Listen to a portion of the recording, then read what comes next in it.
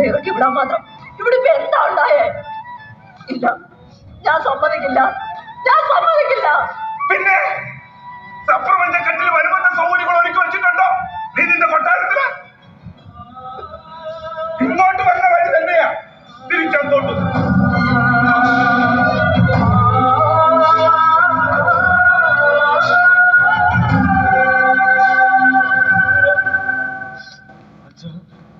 എന്താ നീ പോകുന്നില്ലേ? ഇല്ല, അങ്ങനെയൊക്കെ പോകാനല്ല ഞാൻ എന്റെ അച്ഛനെ കൂടപ്പുറപ്പിൽ ഇത്രയും കാലം സ്നേഹിച്ചത്. ഇല്ല, ഞാൻ പോകുന്നില്ല. നീ പോകണം, ഇതെന്റെ തീരുമാനമാണ്. എല്ലാവരും പറയും മക്കളിന് ഏറ്റവും അവകാശം അമ്മയ്ക്കാണെന്ന്. വെറുതെയാ. മക്കളുണ്ടാവണമെങ്കിൽ അതിനൊരാള് വേണം, അതവരുടെ അച്ഛനായിരിക്കണം. ഇന്നും ആ അച്ഛനെ അനുസരിക്കാനാ അമ്മയ്ക്കിഷ്ടം. എന്റെ മക്കൾ പോയിക്കോ, വല്ലപ്പോഴും ഒന്ന് അച്ഛന്റെ ഫോണിൽ വിളിച്ചാ മതി. അതെങ്ങനാ? അത് വിളിച്ചാലത് കിട്ടില്ല, അതൊരു പൊട്ട ഫോണാ. ചന്ദ്രേട്ടോ, നമുക്കൊരു ആപ്പിൾ ഫോൺ വാങ്ങിക്കണ്ടേ?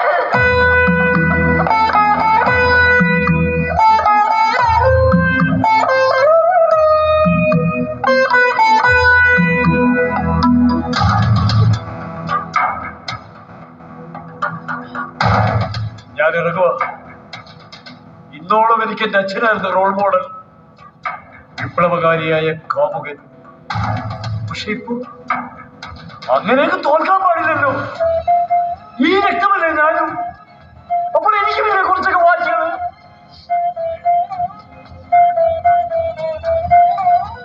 മരിച്ചെന്നറിയുമ്പോ ഞാൻ വരും, എന്നെ കാണുമ്പോൾ ചെയ്യാൻ.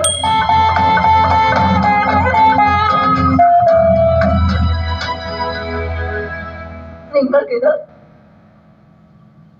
ചോദ്യങ്ങൾ എനിക്ക് മനസ്സിലാകും. അവരെ ഇപ്പൊ ഇറക്കി വിട്ടത് നമ്മുടെ ജീവിതത്തിൽ നല്ലൊരു പെണ്ണെ, പകരം വാശിയോടെ മറ്റൊരു ജീവിതം കെട്ടിപ്പടുക്കാന്. അല്ലെങ്കിൽ അവനും മറ്റൊരു ചന്ദ്രപ്പനായി പോകും. പക്ഷെ അവൾ ഒരിക്കലും മറ്റൊരു സീതമ്മയാവില്ല.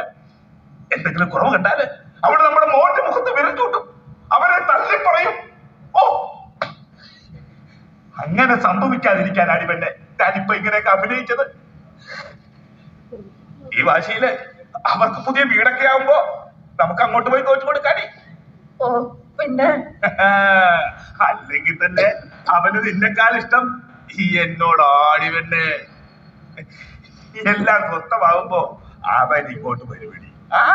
നീയല്ലേ അതല്ല അവൻ പറഞ്ഞിട്ട് പോയതുപോലെ എന്റെ മരണശേഷം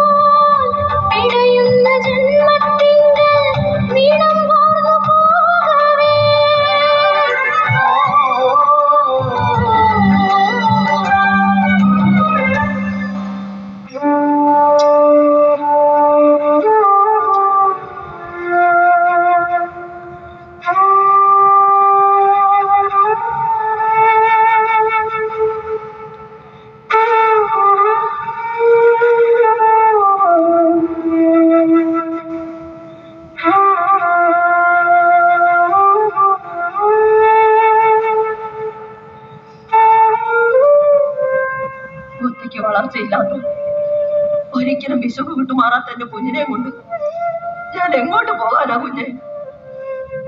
ഒരുമിച്ച് അങ്ങ് ഒടുങ്ങാമെന്ന് വിചാരിച്ച പെറ്റ വയറല്ലേ, ഞാൻ തന്നെ എങ്ങനെയാ ജീവൻ എടുക്കുന്നത്?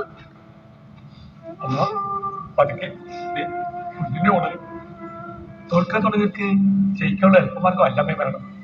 അങ്ങനെയെങ്കിൽ ഞങ്ങളൊക്കെ എത്ര കൊണ്ട് മരിച്ചേനെ? ഭർത്താവ് മരിച്ചിട്ടും സ്വന്തം കിടപ്പാട് നഷ്ടമായിട്ടും അമ്മ പിടിച്ചിരുന്നില്ലേ? ബന്ധുക്കൾ എന്ന് പറയാൻ ആരുമില്ലാത്ത അമ്മയ്ക്ക് കുഞ്ഞിനെ കൂടാതെ മറ്റൊരു കുഞ്ഞിന് ജന്മം നൽകാനായിരുന്നില്ല. അതെ, ഞാനും എന്റെ ചന്ദ്രേട്ടനും കുഞ്ഞുണ്ണിക്ക് കൂട്ടിനായി മറ്റൊരു കുഞ്ഞിനെ പ്രസവിക്കാനുള്ള ഭാഗ്യം എനിക്കുണ്ടായില്ല. ഇപ്പൊ അമ്മയ്ക്ക് ഞങ്ങളെല്ലാം ഇല്ലേ? ഞാൻ, നിർമ്മല, ജാനകി, അങ്ങനെ ഒത്തിരി പേര്. ഒരു ജന്മത്തിന്റെ പകുതി ആണായി മറുപാതി പെണ്ണായി ജീവിക്കാൻ ഭാഗ്യം കിട്ടിയവരെ ഞങ്ങൾ. അമ്മയ്ക്കറിയൂ, ഇത് ഞങ്ങളുടെ മാത്രം കോളനിയാണ്.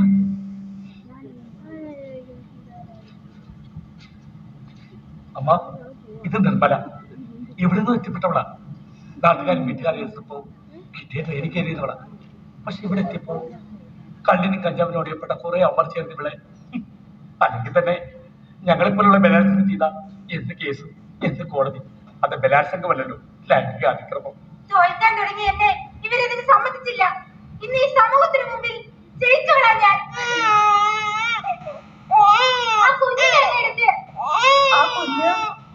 എന്റെയാ? അല്ല മക്കളെ, നിങ്ങള് അമ്പരപ്പെടേണ്ട. ഇന്നേക്ക് കൃത്യം 1 വർഷം മുമ്പ് ഇവിടേക്കുള്ള പച്ചക്കറി മറ്റും വാങ്ങി വരുന്ന ഒരു സന്ധ്യക്ക് അതേ കുറ്റിക്കാട്ടിൽ ആരോ അപേക്ഷിച്ച കുഞ്ഞ കളഞ്ഞിട്ട് പോരാൻ തോന്നിയില്ല. ദൈവം പെണ്ണടയാളം ചാർത്തി തന്ന അമ്മ മനസ്സുള്ളവരാ ഞങ്ങളും.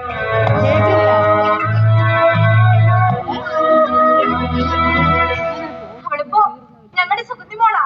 അവളെ കിട്ടിയ ദിവസം ഇന്നായതുകൊണ്ട് ഇന്ന് തന്നെയാണ് അവളുടെ പിറന്നാൾ. ആ പെരുന്നാൾ ആഘോഷത്തിന് വേണ്ടി ഞങ്ങളെല്ലാരും ലീവ് എടുത്തിരിക്കുക. ഞാൻ പോയി അവരെന്ന് സഹായിക്കട്ടെ.